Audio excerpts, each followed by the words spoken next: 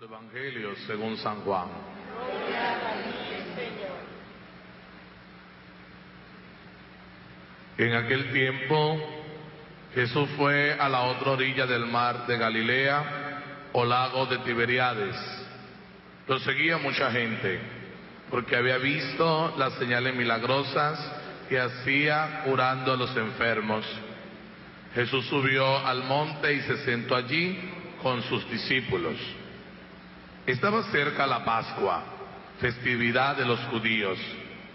Viendo Jesús que mucha gente lo seguía, le dijo a Felipe: ¿cómo compraremos pan para que coman estos? Le hizo esta pregunta para ponerlo a prueba, pues él bien sabía lo que iba a hacer. Felipe le respondió: ni 200 denarios bastarían para que a cada uno le tocara un pedazo de pan. Otro de sus discípulos, Andrés, el hermano de Simón Pedro, le dijo: aquí hay un muchacho que trae 5 panes de cebada y 2 pescados.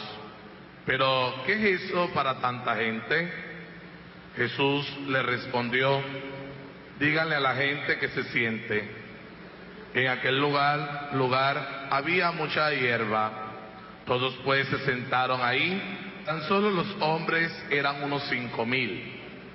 Enseguida tomó Jesús los panes y después de dar gracias a Dios, se los fue repartiendo a los que se habían sentado a comer. Igualmente le fue dando de los pescados todo lo que quisieron. Después de que todos se saciaron, dijo a sus discípulos: recojan los pedazos sobrantes para que no se desperdicien. Lo recogieron y con los pedazos que sobraron de los 5 panes llenaron 12 canastos. Entonces la gente, al ver la señal milagrosa que Jesús había hecho, decía: este es en verdad el profeta que había de venir al mundo. Pero Jesús, sabiendo que iban a llevárselo para proclamarlo rey, se retiró de nuevo a la montaña él solo. Palabra del Señor. Gloria a ti, Señor Jesús. Pueden sentarse.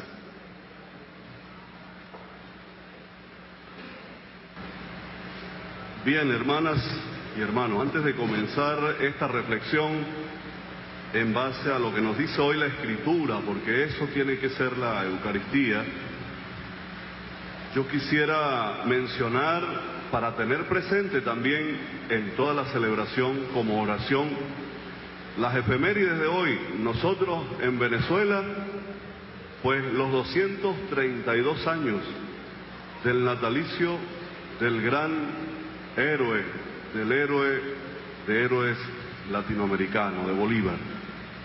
Aquí desde el pueblito de Capaya, desde una iglesita donde quién sabe cuántas veces él estuvo, porque siempre venía aquí. Si este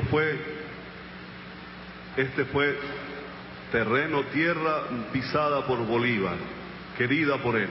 Aquí vino muchas veces, porque esto era hacienda de la familia Bolívar. Y cuando decimos hacienda, ahora veremos un poco a nivel del Evangelio lo que Bolívar vivió, recordándolo hoy como héroe, pero también como cristiano que entendió que había que desprenderse, que había que entregarse a la gente. Pero también hoy está cumpliendo nuestro canal hermano Telesur 10 años. Oramos por ellos, para que sigan uniendo pueblos en América Latina. Los encomendamos al Señor. Y hoy es el Día de la Armada, aniversario de la batalla naval en el lago de Maracaibo, la que definitivamente selló la independencia de Venezuela. Felicitaciones y un abrazo muy especial a toda la Armada venezolana.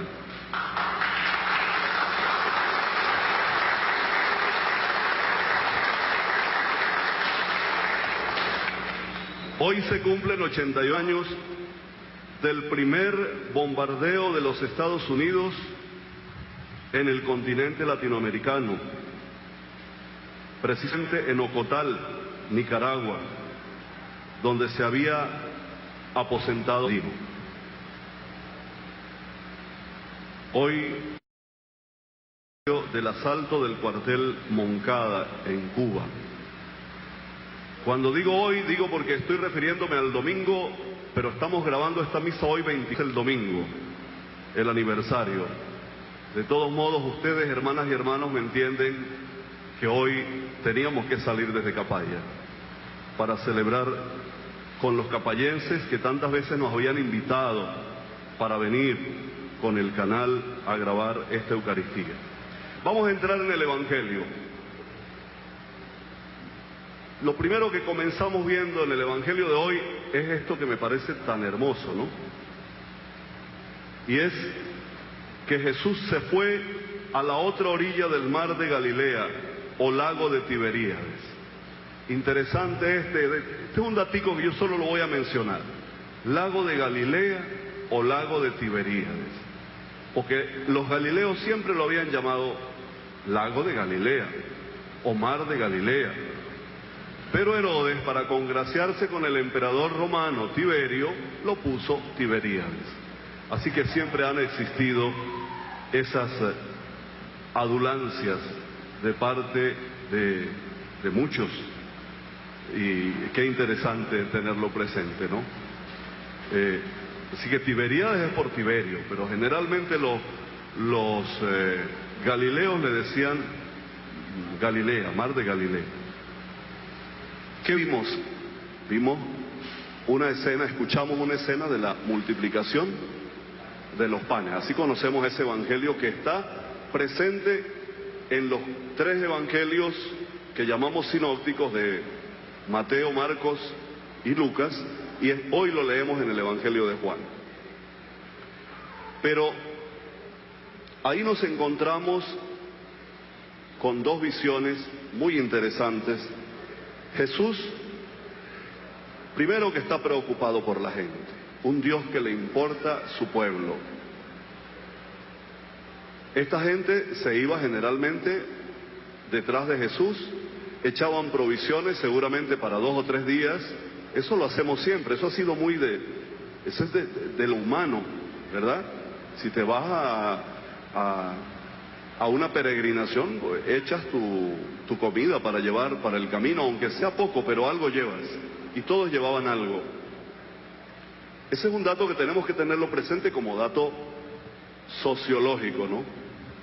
Pero después encontramos a Jesús que se da cuenta de toda la gente que lo seguía. Dice que subió a la montaña, los miró a todos. Esa mirada de Jesús que es capaz de atravesar los corazones y de sentir con su pueblo lo que sienten esas multitudes que andaban como ovejas sin pastor y lo siguen. ¿Y qué dice Jesús? ¿Cómo compraremos pan para que coman estos? ¿A quién le dijo eso? Le hizo esta pregunta, dice el Evangelio, a Felipe, para ponerlo, ¿a qué? A prueba. ¿Cómo compraremos pan para que coman estos? ¿Qué le responde Felipe? Ni 200 denarios bastarían para que a cada uno le tocara un pedazo de pan. ¿Ven la dinámica? ¿Ven la clave que tiene Felipe en la cabeza? La del capitalismo, la del que tiene que haber dinero para comprarle a cada uno, porque si no... Y resulta que Jesús, bueno, es que se ve que Felipe, el Evangelio es muy parco en esto, el evangelista no pone todos los detalles, pero casi que Felipe debió haberle dicho, no, pero ¿cómo se te ocurre? Es una locura pensar comprarle a toda esta gente, ni 200 denarios, que eso era mucho dinero. Pero otro, que se llamaba Andrés, le dijo, por ahí anda un muchacho que tiene 5 panes de cebada y 2 pescados. ¿Y qué hace Jesús? ¿Qué le dice? Llámenlo, tráiganlo, díganle que venga acá, que traiga esos 5 panes. Y ahí comienza el milagro de la multiplicación. Pero ahí es donde yo quisiera que no lo miremos así, que no nos quedemos en lo mágico, que aterricemos en lo real. Había 5 panes y 2 pescados. Ese muchacho puso eso. Pero lo que pasaba era que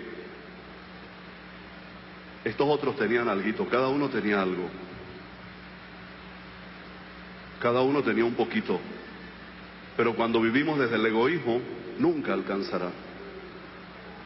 Nunca podrá alcanzar. La dinámica del mundo capitalista es precisamente el dinero.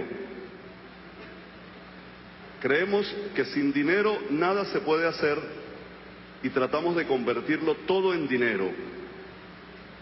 No solo los recursos naturales, sino también los recursos humanos, los valores, el amor, la amistad, el servicio, la justicia, la fraternidad, todo lo convertimos en dinero.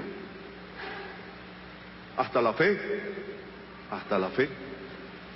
En el mundo capitalista nada se nos da gratuitamente, todo tiene su precio, todo se tasa y se comercializa. Se nos olvidó que la vida acontece por pura gratuidad de Dios. Dios sí lo da todo gratuito, el sol, el aire, los ríos, todo lo que nos ha dado en este hermoso Barlovento. Nosotros no terminamos de entender que la dinámica de Jesús es el compartir, que Él no está en esta clave y por eso Felipe no podía entenderle. Compartir el pan se convierte en un gesto que prolonga y mantiene la vida. Es un gesto de Pascua y de resurrección.